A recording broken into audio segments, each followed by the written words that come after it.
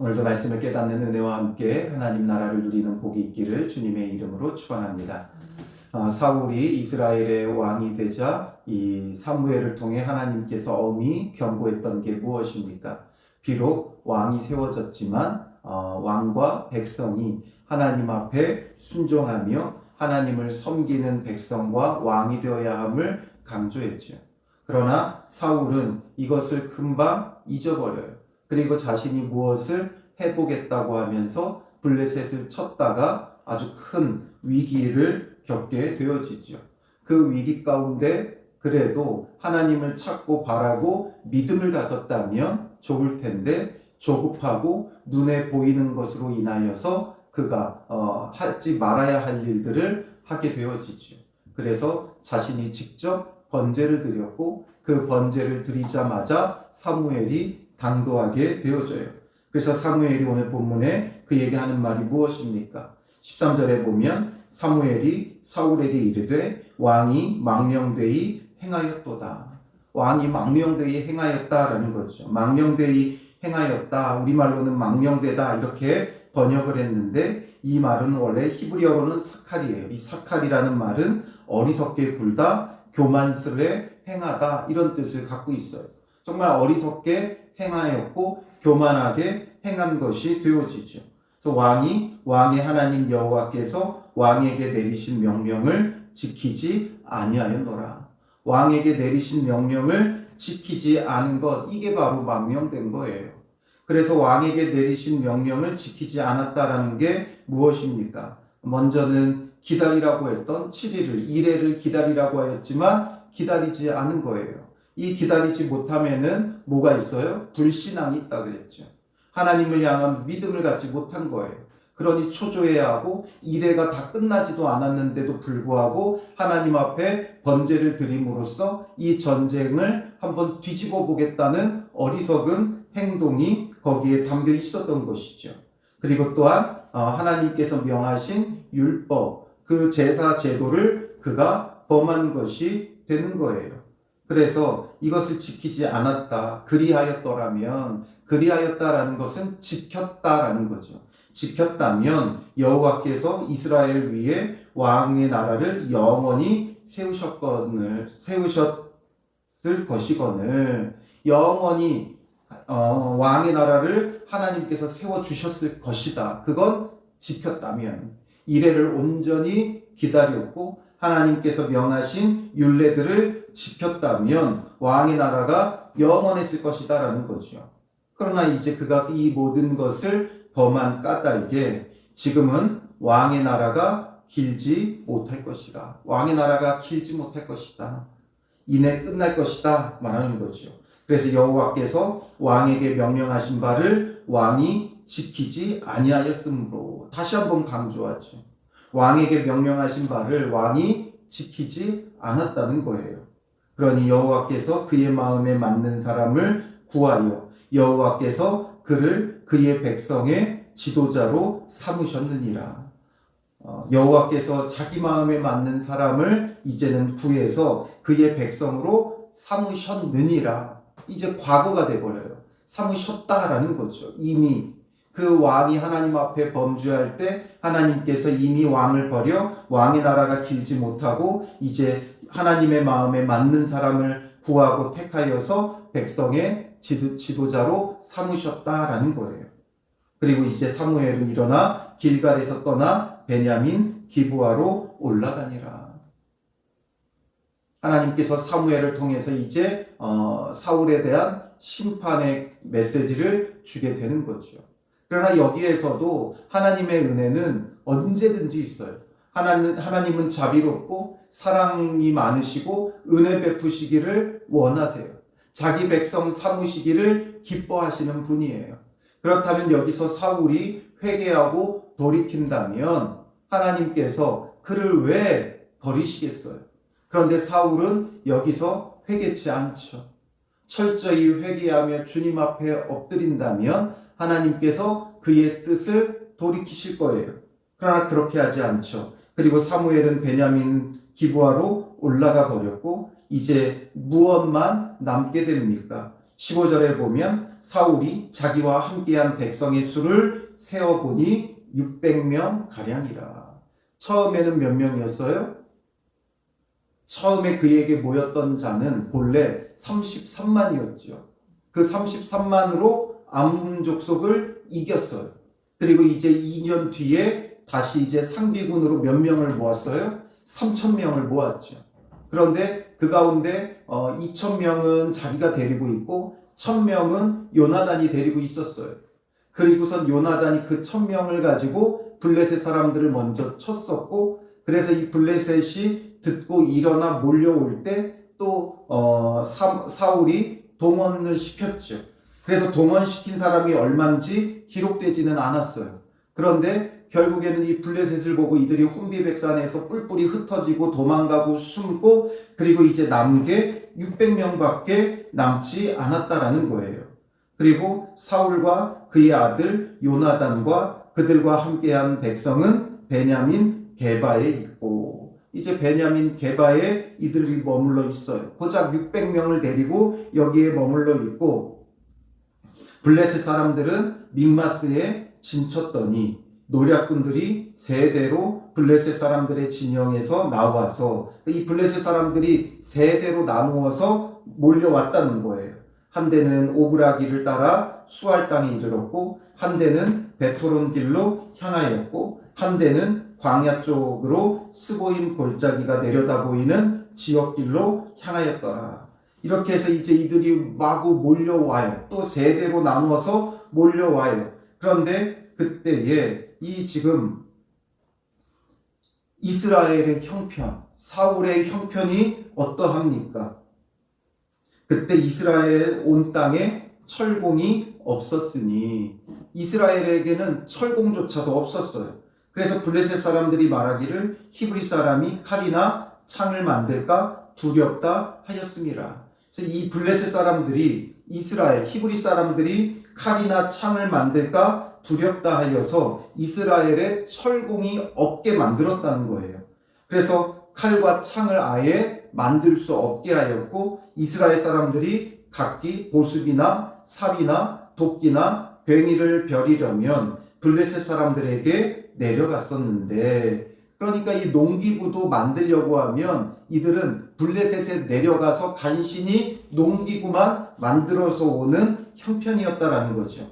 그래서 곧 그들이 괭이나 삽이나 쇠스랑이나 도끼나 쇠채찍질이 무딜 때에 그리하였으므로 싸우는 날에 사울과 요나단과 함께한 백성의 손에는 칼이나 창이 없었고, 이들에게는 칼이나 창이 없었어요. 그리고 오직 사울과 그의 아들 요나단에게만 있었더라. 이 칼과 창은 사울과 요나단에게만 있고 백성들에게는 있지도 않아요. 그러니까 이들이 지금 뭘 갖고 나왔겠어요? 이들은 고작 농기구 들고 싸우러 나온 거예요.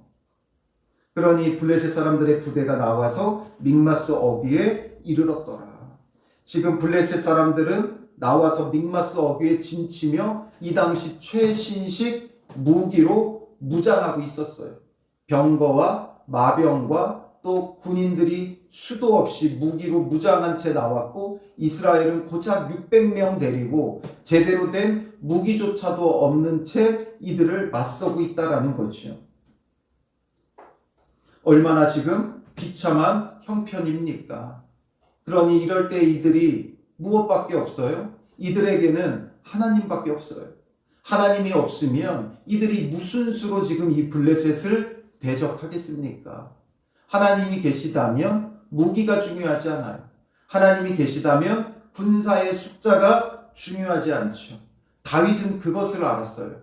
그래서 다윗이 골리앗을 맞설 때 어떠했었습니까? 7장 8절과 9절에 가보면 17장 47절에 가보면 다윗이 무엇이라고 고백합니까? 사무엘상 17장 47절에 가보면 또 여호와의 구원하심이 칼과 창이 있지 아니함을 이 무리에게 알게 하리라. 전쟁은 여호와께 속한 것인즉 그가 너희를 우리 손에 넘기시리라. 칼과 창에 하나님의 구원함이 있지 않다라는 거죠. 하나님과 함께하는 자, 하나님의 백성에게는 칼과 창이 중요하지 않아요. 하나님의 그 섭리 가운데 하나님의 의지가 어디에 있느냐, 그게 중요하다 그랬죠. 하나님께서 대적들을 이스라엘의 손에 붙이시면 그들이 아무리 많은 무기, 아무리 많은 군사가 몰려와도 하나님께서 그들을 치시면 그들은 아무 소용이 없지요. 그래서 사무엘이 왕이 되었을 때 그때는 암몬의 나하스를 아주 손쉽게 치게 되었죠. 7장 8절 9절에 보면 7장 9절 10절에 보면 사무엘이 젖 먹는 어린 양 하나를 가져다가 온전한 번제를 여호와께 드리고 이스라엘을 위하여 여호와께 부르짖음에 여호와께서 응답하셨더라. 사무엘이 번제를 드릴 때에 블레셋 사람이 이스라엘과 싸우려고 가까이 오매 그날에 여호와께서 블레셋 사람에게 큰 우레를 바라여 그들을 어지럽게 하시니 그들이 이스라엘 앞에 패한지라. 처음 사무엘이 이 이스라엘과 함께 나아갈 때 사울이 왕이 되기도 전에, 제가 조금 헷갈렸는데요. 사울이 왕이 되기도 전에 사무엘이 이스라엘 백성과 함께 여호와께 부르짖으며 나아갈 때, 또한 번제를 드렸을 때 하나님께서 블레셋 사람들을 이스라엘에게 붙이시니까 하나님께서 큰 우레를 바라여 블레셋을 어지럽게 하고 이스라엘 앞에 패하게 하셨었어요. 그러니까 블레셋이 꼼짝 못하고 여기서 패하게 되어졌죠. 그리고선 얼마의 시간이 지났습니까? 상당히 많은 시간이 지났다고 해도 여전히 블레셋은 강했고 여전히 이스라엘은 약했어요. 그러므로 이들이 지금 하나님만을 의지하는 것이 이들의 길이고 방법이에요. 그런데 왕 세우고 암몬 한번 이겼다고 해서 이들은 자기의 힘으로 뭘 해보려고 했다가 지금 블레셋 앞에 정말 하룻강아지 범무서운 줄 모른다고, 지금 블레셋은 범이고 지금 이스라엘은 하룻강아지가 되어 있다는 거죠. 제대로 된 무기조차도 없고 사람들도 군대도 별로 되지도 않는데 지금 블레셋은 너무나도 강한 수많은 무기로 무장하며 이들과 대치하고 대적하고 있다라는 거죠. 여기서 이들이 이길 방법은 없어요. 어떤 장수라고 해도 이길 수가 없어요. 고작 600명이고 지금 블레셋은 어마어마하게 지금 많은 병거 또 마병 군인들 허다하게 지금 몰려오고 있다는 거죠. 그들을 무슨 수로 지금 대적할 수 있겠어요. 그런데도 불구하고 회개하거나 하나님을 온전히 찾고 신뢰하지 않는다는 거죠. 지금 사울은 감당 못할 일을 스스로 벌였어요. 블레셋을 먼저 공격을 했죠. 선제 공격을 했어요. 하나님께서 명령하시지도 않았는데 선제 공격을 하게 되죠. 그리고 이것을 수습하겠다고 그가 벌인 일이 뭐예요? 자기가 직접 번제를 드리는 거죠. 아까 우리가 7장 9절 10절에서도 보았듯이 사무엘이 번제를 드릴 때 블레셋 사람들이 싸우려고 가까이 오니까 여호와께서 큰 우레를 바라여 그들을 어지럽히셨죠. 그래서 그들이 패하게 하셨죠. 그런데 똑같은 번제를 드렸지만 사울이 드린 번제와 사무엘이 드린 번제는 틀리죠. 사무엘이 드린 번제는 여호와의 명령대로 행하는 번제예요. 그런데 사울은 자기 마음대로 드린 번제죠. 하나님이 원치도 않은 번제예요. 이걸 스스로 수습해 보겠다고 직접 번제를 드렸어요. 제사장에 의해 드려진 것도 아니고 자기 임의대로 드렸어요. 제사장이 드려야 되는 게 마땅하죠. 그런데 자기가 임의로 드렸어요. 제사장을 대신해서 자기가 드렸다는 건 무엇을 의미합니까? 제사장은 그리스도의 예표죠. 그러니까 자기가 직접 그리스도가 되겠다고 나선 꼴밖에 되지 않는 거예요. 그러니까 결국에는 수습하겠다고 또 나섰던 것이 결국에는 완전히 하나님 앞에 버림받는 결과가 되어진 거죠.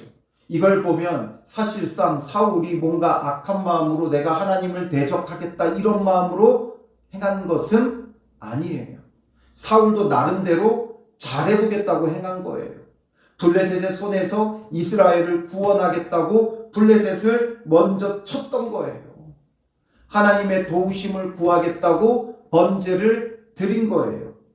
그런데 방법과 때와 절차가 잘못된 거죠.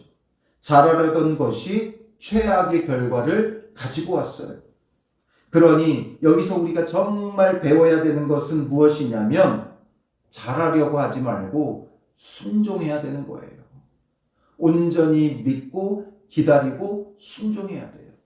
우리는 잘하겠다고 하는 것이 오히려 최악의 결과를 가져와요. 잘하겠다고 하면서 결국에는 믿음이 아닌 순종이 아닌 우리는 뭘 택해요? 열심을 택해요. 자기 열심으로 잔뜩 자기가 원하는 것 해놓고 하나님 저 예쁘죠? 이러고 있는 거예요. 그러니 하나님께서 어떻게 하십니까? 하나님께서 그들을 버리시는 꼴밖에 되지 않는 거죠. 12장 14절 15절에 사무엘을 통해 하나님은 분명히 경고하셨어요. 너희가 만일 여호와를 경외하여 그를 섬기며 그의 목소리를 듣고 여호와의 명령을 거역하지 아니하며 또 너희와 너희를 다스리는 왕이 너희의 하나님 여호와를 따르면 좋겠지만은 온전히 하나님을 따르면 좋다라는 거예요. 하지만 너희가 만일 여호와의 목소리를 듣지 아니하고 여호와의 명령을 거역하면 여호와의 손이 너희의 조상들을 치신 것 같이 너희를 치실 것이라. 분명히 경고하셨어요. 여호와의 목소리를 듣지 않고 명령을 거역하면 여호와께서 너희를 치실 것이다. 여호와의 명령 앞에 우리는 어떤 마음, 어떤 자세로 서 있습니까? 내 생각에 내가 원하는 것들, 이런 것을 쫓지 말고 하나님께서 정말 원하시고 기뻐하시는 것을 따르는 믿음을 가져야 돼요. 잘하려고 하지 말고 열심히 하려고 하지 말고 올바르고 정확하게 해야 돼요. 하나를 하더라도 정확하게 해야 돼요. 우리가 예배를 드리더라도 정말 정확하게 올바로 하나님 앞에 순종하는 예배가 되어야 되고, 우리가 기도를 하더라도 하나님의 뜻에 합당한 하나님의 뜻을 구하는 기도가 되어져야 돼요. 내가 원하는 것이 아니라 내가 급하다고 하여 하는 것들이 아니라 정말 주님 앞에 정확한 방법에 정확한 순종, 정확한 믿음, 이게 필요한 것이죠. 불신앙과 불순종이 문제예요. 그러니 우리는 참된 신앙과 참된 순종으로 나아가야 한다는 것이죠.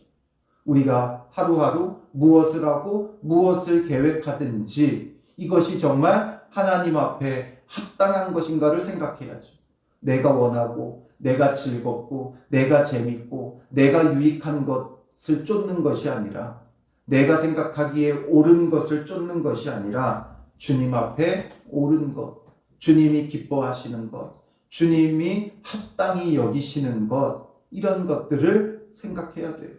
그러면 우리의 일상도 또 우리가 가는 곳도 내가 원하는 곳으로 다니는 것이 아니라 주님이 원하는 곳으로 다니며 주님이 원하시는 것들을 행하며 온전한 순종, 온전한 믿음을 가져야 하는 것이죠.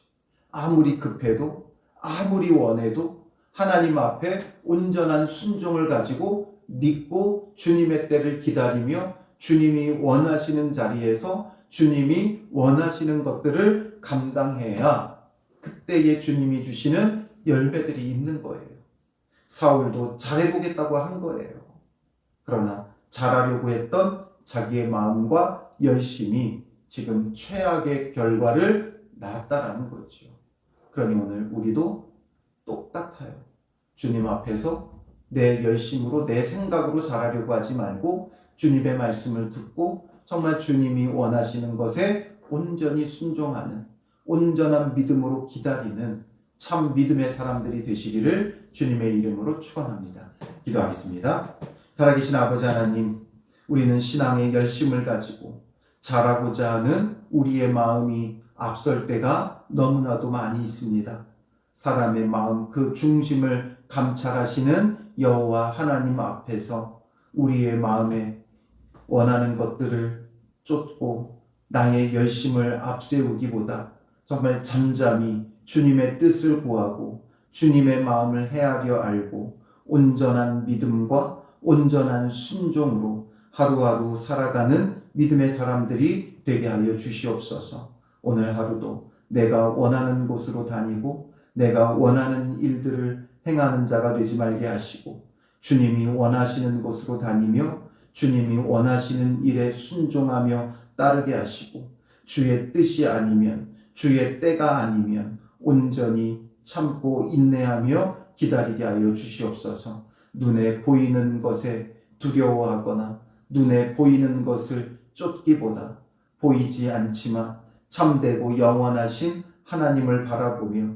주님의 때를 구하고 주의 말씀을 구하여 온전히 믿고 순종하며 오늘 하루도 주의 뜻을 이루어가는 믿음의 사람들 되게 하여 주시옵소서. 우리가 버려놓은 일들을 수습하겠다고 분주하게 뛰어다니는 자가 되지 말게 하시고 주님 앞에 온전한 회개와 온전한 순종으로 서는 믿음의 사람들이 되게 하여 주실 줄 믿사오며 예수님의 이름으로 기도합니다. 아멘.